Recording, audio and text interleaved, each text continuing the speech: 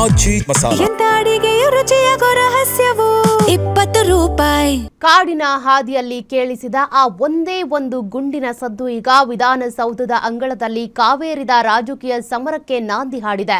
ಹನೂರು ಅರಣ್ಯ ಪ್ರದೇಶದಲ್ಲಿ ನಡೆದ ಶಾಗ್ಯ ಶೂಟೌಟ್ ಪ್ರಕರಣ ಇದು ನಿಜಕ್ಕೂ ಬೇಟೆಗಾರರ ಮೇಲಿನ ಎನ್ಕೌಂಟರ್ ಅಥವಾ ಅಮಾಯಕರ ಹತ್ಯೆಯ ಎಂಬ ಬಿಸಿ ಬಿಸಿ ಚರ್ಚೆಯನ್ನು ಹುಟ್ಟಾಕಿದೆ.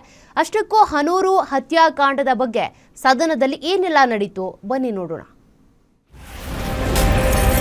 ಉಭಯ ಸದನದಲ್ಲಿ ಹನೂರು ಎನ್ಕೌಂಟರ್ ಗದ್ದಲ ಕೋಲಾಹಲ. ಆತ್ಮರಕ್ಷಣೆ ಅಂತ ಕಾಂಗ್ರೆಸ್, ನಿಯೋಜಿತ ಮರ್ಡರ್ ಅಂತ ಬಿಜೆಪಿ.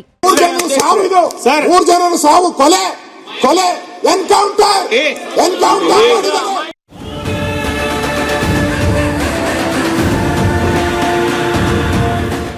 ಹನೂರಿನ ಶಾಗ್ಯ ವ್ಯಾಪ್ತಿ ಅರಣ್ಯದಲ್ಲಿ ನಡೆದ ಎನ್ಕೌಂಟರ್ ದಿನಕ್ಕೊಂದು ತಿರುವು ಪಡೆದಿದೆ. ಸ್ಥಳದಲ್ಲಿ ಸಿಕ್ಕ ಬಂದೂಕು, ಮಾಂಸದ ಚೀಲ ಒಂದೆಡೆ ಆದ್ರೆ ಇನ್ನು ಸ್ಟಿಕ್ಕರ್ ಕೂಡ ಕಳಚದ ಹೊಸ ಚಪ್ಪಲಿ ಪತ್ತೆ ಆಗಿರೋದು ಸಾಕಷ್ಟು ಅನುಮಾನದ ಹೊತ್ತವನ್ನ ಬೆಳೆಸಿದೆ.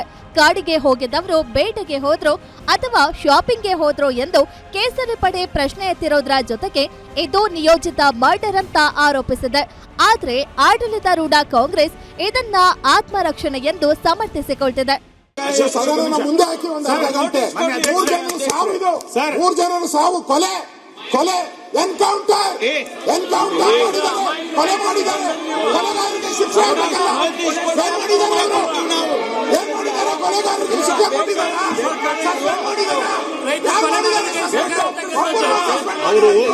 ಹಾಲಿ ಹೈಕೋರ್ಟ್ ನ್ಯಾಯಾಧೀಶರ ನೇತೃತ್ವದಲ್ಲಿ ನ್ಯಾಯಾಂಗ ತನಿಖೆ ನಡೆಸಲಿ. ನೋಡಿ, ಸೀಲು ತೆಗೆದಿಲ್ರಿ, ಚಪ್ಪಲಿದು. ಕಾಡಿಗೆ ಹೋಗೋನು, ಶಿಕಾರಿಗೆ ಹೋಗೋನು ಹವಾಯಿ ಚಪ್ಪಲಿ ಹಾಕೊಂಡು ಮೊದಲು ಹೋಗಲ್ಲ, ಮತ್ತೆ ಉಪಯೋಗಿಸ್ತಾ ಇರೋ ಚಪ್ಪಲಿ. ಅವನು ಶಿಕಾರಿಗೆ ಹೋದ್ನ, ಶಾಪಿಂಗಿಗೆ ಹೋಗಿದ್ನ. ನೀವು ಸೀಸ್ ಮಾಡಿರುವಂತ ಚಪ್ಪಲಿ ಉಪಯೋಗಿಸೇ ಇಲ್ಲ, ಅದ್ರ ಮೇಲೆ ಸೀಲು ಹಾಕಿಲ್ಲ, ಕಾಲು ಊರಿಲ್ಲ, ಅದ್ರ ಮೇಲೆ ಕಾಲು ಊರಿಲ್ಲ ಅನ್ನೋ ಅವ್ನು ಕಾಡಿಗೆ ಶಾಪಿಂಗಿಗೆ ಹೋಗಿದ್ನ, ಅಥವಾ ಶಾಪಿಂಗಿಂದ ಬರ್ತಾ ಕಾಡೊಳಗೆ ತಪ್ಪಿಸ್ಕೊಬಿಟ್ರು. ಇಲ್ಲಿರೋ ವಶಪಡಿಸಿಕೊಂಡಿರೋ ಪರಿಕರಗಳಿಂದ ಹಿಡಿದು ಆ ಬ್ಯಾಗ್ ಇಂದ ಹಿಡಿದು ಸ್ಲಿಪ್ಪರ್ ನೋಡಿ, ಇಲ್ಲಿ ಅದ್ರ ಮೇಲೆ ಸೀಲು, ಕಾಲು ಊರಿರೋ ಗುರುತು ಇಲ್ಲ.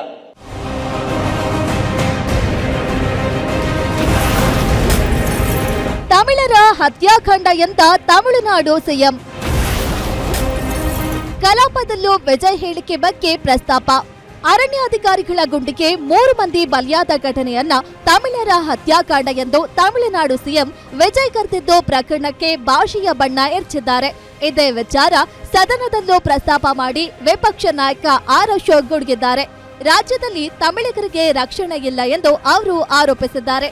3 ಕೊಲೆ ಆಗಿದೆ, ಎನ್ಕೌಂಟರ್ ಆಗಿದೆ, ಕೊಲೆಗಾರರನ್ನ ಹಿಡಿದಿದ್ದೀರಾ, ಸರ್ಕಾರಕ್ಕೆ ಕಣ್ಣಿಲ್ವಾ ಎಂದು ಅಶೋಕ್ ವಾಗ್ದಾಳಿ ಮಾಡಿದ್ದಾರೆ.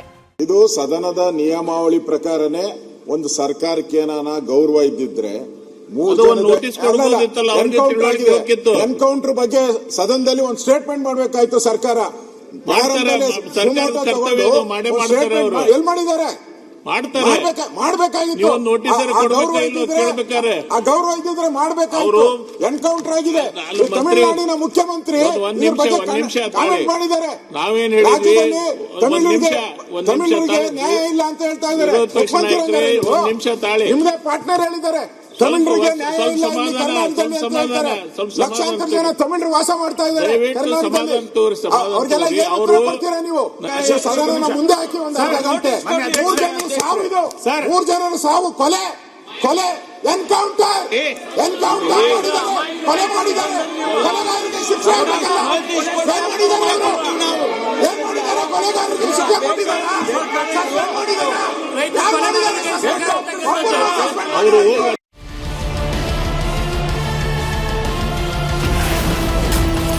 ಶಾಗ್ಯ ಶೂಟೌಟ್ ಸಮರ್ಥನೆ ಮಾಡಿಕೊಂಡ ಅರಣ್ಯ ಮಿನಿಸ್ಟರ್. ಅಧಿಕಾರಿಗಳ ತಪ್ಪಿದ್ರೆ ಕಠಿಣ ಕ್ರಮ ಎಂದ ರಾಮಲಿಂಗಾರೆಡ್ಡಿ. ಒಂದೇ ಸಲ ಶೂಟ್ ಮಾಡಿದಾಗಲೂ ಒಂದೇ ಇದು 3 ರೌಂಡ್ಸ್ ಮಾಡ್ತಾರೆ. 1 ರೌಂಡ್ಗೆ ಬೇಕಾದ್ರೆ 2-3 ಹೋಗಬಹುದು. ಎಲ್ಲ ಆರೋಪಗಳಿಗೆ ಅರಣ್ಯ ಸಚಿವ ರಾಮಲಿಂಗಾರೆಡ್ಡಿ ಸ್ಪಷ್ಟನೆ ನೀಡಿದ್ದಾರೆ.